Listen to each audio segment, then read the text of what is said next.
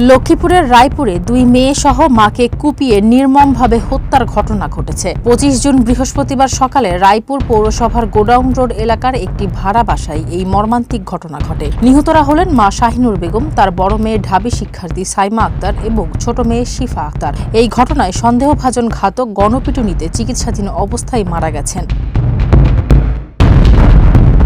Police ও স্থানীয় সূত্রে জানা যায়, সকালে গোডাউন রোডের একটি ভাড়া বাসায় মা ও তার দুই মেয়েকে ধারালো অস্ত্র দিয়ে কুপিয়ে হত্যা করা হয়। নিহতদের মধ্যে বড় মেয়ে সাইমা ঢাকা বিশ্ববিদ্যালয়ের শিক্ষার্থী। এই হামলায় গুরুতর আহত মেজ মেয়ে ইকরাকে আশঙ্কাজনক অবস্থায় ঢাকায় পাঠানো হয়েছে।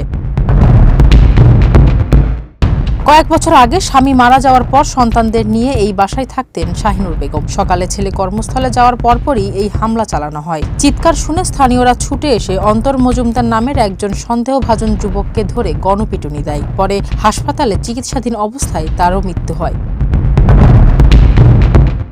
উত্তেজিত জনতাকে শান্ত করতে গিয়ে ইটের আঘাতে আহত হয়েছেন ৬-৭ জন পুলিশ সদস্য। কী কারণে এই নির্মম হত্যাকাণ্ড তা এখনও উদ্ঘাটন করতে পারেনি পুলিশ। তদন্ত সাপেক্ষে আইনগত ব্যবস্থা নেওয়ার কথা জানিয়েছে প্রশাসন। ফারজানা হাসিন, মানবকণ্ঠ।